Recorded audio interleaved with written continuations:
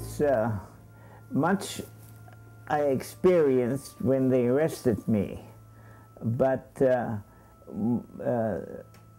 much of the things which I know now or later, I really knew then when I was arrested, when I was released, and much of the thing what happened behind the scene I never knew, because in the German you have no telephone, no newspaper, no TV, radio, and so much of it I really just learned why certain things happened.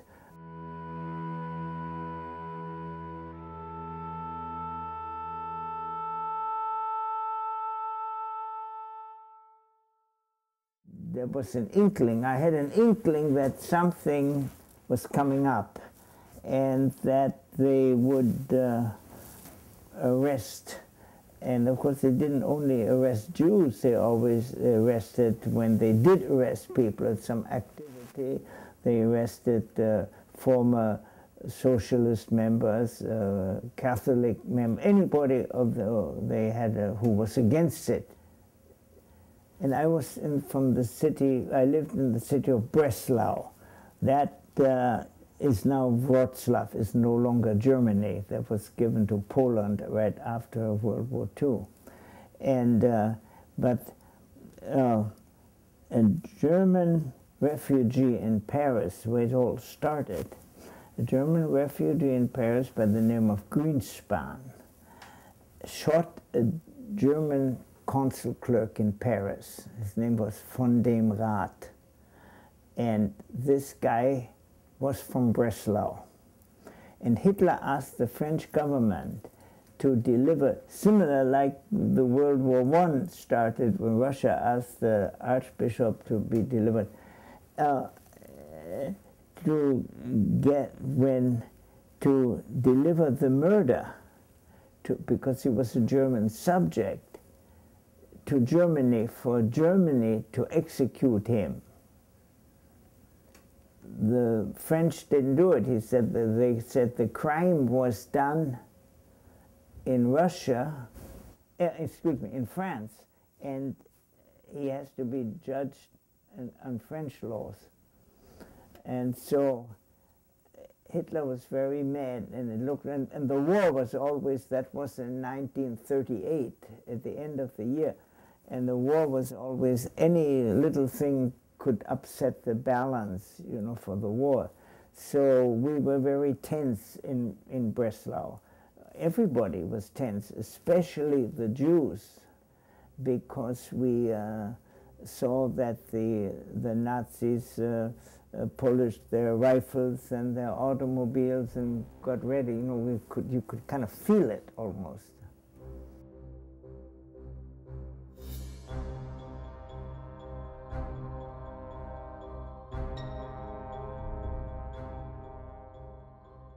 We had a country home closer to the Sudeten mountains, so I thought we'd go to the country, to our country home, which they wouldn't have found us so easily. And we also knew the police chief, and so they would treat us a little nicer. We would be the first one be hung or something. And so, but as we drove there, my father, my mother, and one of my sisters, and as we went out of the city, we saw even more going on. They had certain roadblocks, and so there were some, but we got, and I knew some side roads, and I got there. And then we were very tense, and we listened to the radio. And the Sudetenland, our villa was somewhat high on the mountains, on the hills, and we could look into the city of Breslau. Was about 40 kilometers away. And in the evening, we could see fires. And we didn't know what was, well, but the radio reported that these were the 3 synagogues in the city. Mostly the Jews in New York planned a boycott of German goods. And Germany, in order to prevent that, wanted to show, and the Rabbi Weise in New York, they planned a big demonstration, and Hitler wanted to prevent that.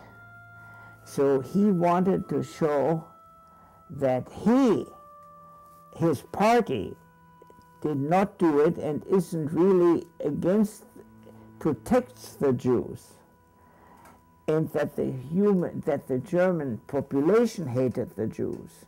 And then he is for law and order and wanted to protect the Jews and put us for the Kristallnacht, which later became the Kristallnacht, in protective custody, which they call in German Schutzhaft. Schutz means protection and Haft means prison, something like that. Schutzhaft. And that's why they arrest and he wanted to show that the public is so angry that in every major city they go usually on the in the major streets where the shopping centers were, and smash in the show windows. And they did that left and right, and the plate glass from the window fell into the street, and the street was covered with glass, and that's why they call it the Kristallnacht. No car or somebody could walk. They just went and they shot it out or whatever. And that's how the Kristallnacht came. I was ready to flee. I knew the mountain roads to Czechoslovakia, and I had a Czech car, so I wouldn't be detected right on the Czech border, because fleeing for me was very dangerous, because if I would have been a police officer or a Czech border guard would have sent me back, or I wouldn't have got, and nobody wanted refugees. It's exactly like nowadays. It's exactly like some of the, I hear the gypsies in Spain or in Italy, I think, or somewhere, they are illegal there, and if somebody, they send them back, you see.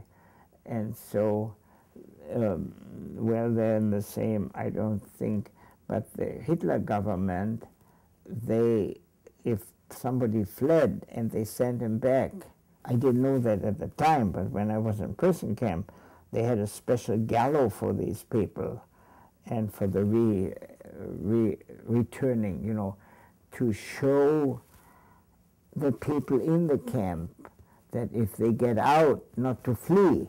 You see, that if you flee, you can't, you're worse off, you come back and have a special, so that you can't deter you from fleeing, you see. And so then I was quiet, and I said, well, if there is no reprisals, everything stops, then I went to bed, and I slept very, very soundly, and at 2 o'clock, a big bang came at the door, and the gendarme came. We knew the guy. He was a friend of ours, and I wasn't afraid of him, you know, but he was a gendarme. I said, what? Well, he said, I'm sorry.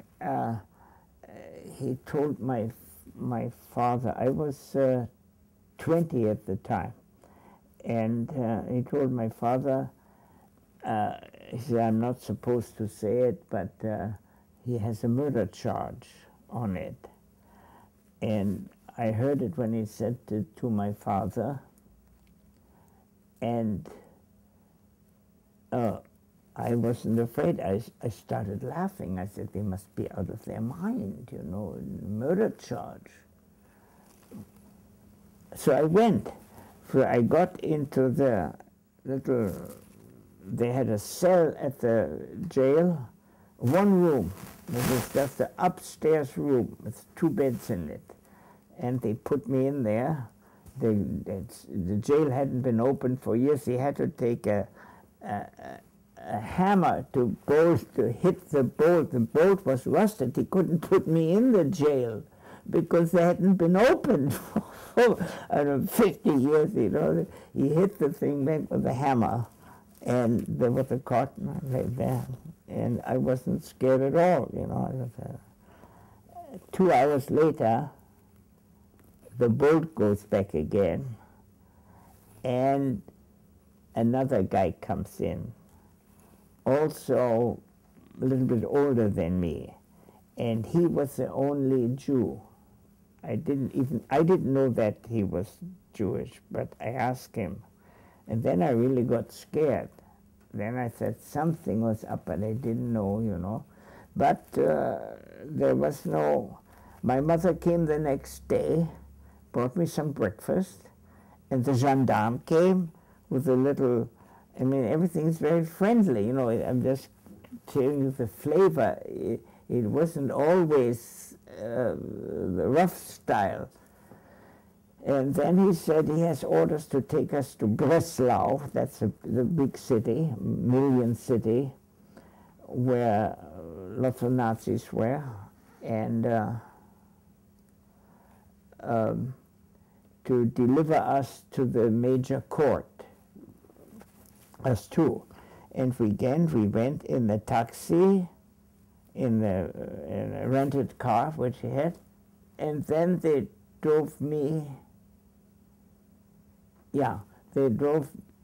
That was in the next morning, and we drove to the city, and there was a huge Polizei Commando police headquarters, which was a city block, right, and had a wall around it, with gates and so on. Several buildings, maybe 2 city blocks, and they opened the door, and we went in, and you come in here, and it was about noon by that time, and there were about, in that courtyard, maybe 2,000 people in there marching around. They had their hands like this, and they're shouting and shots and whips, and said, keep on marching, keep on marching. And if you stepped out of line, you were beaten. The guards would put, the guards had belts, shoulder belts, to keep their belts up, you know, there. And they didn't have enough whips, so they unbuckled their belts, and there were metal things here, and then I think they went sideways over the shoulder and hooked onto here. And they hit the people with these 2 belts. Some people were bloody, hit right. And there was old people, young people. They took people out of hospital, people had bandages, and they fell down. And we just had to walk over them. I learned to not to fight back, to be, you know, to be sneaky, or I don't know how I survived, you know. But I didn't get a single rip, and I kept on working. Nothing to eat, no water, nothing.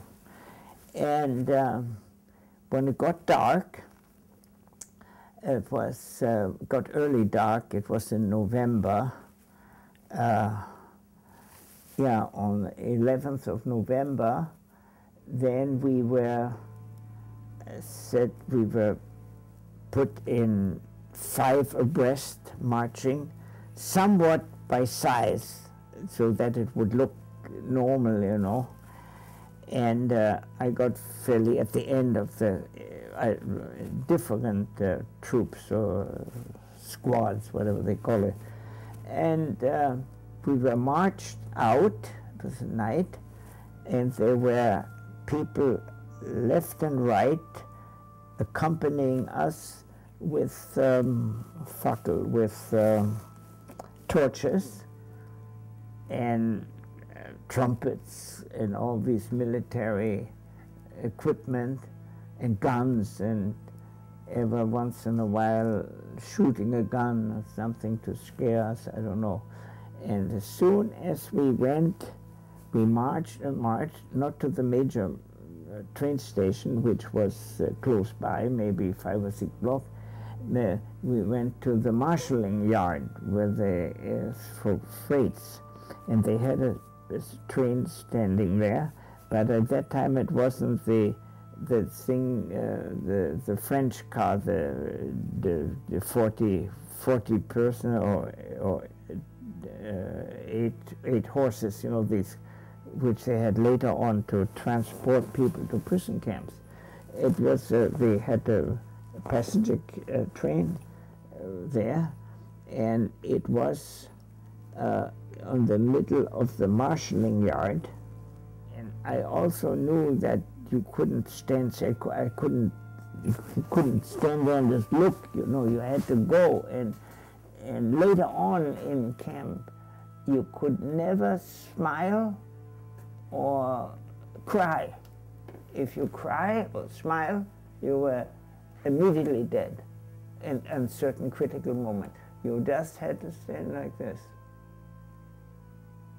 And if they killed somebody here, you couldn't look. And some people did. They were the next ones right away. You could only live if you show absolutely no emotion.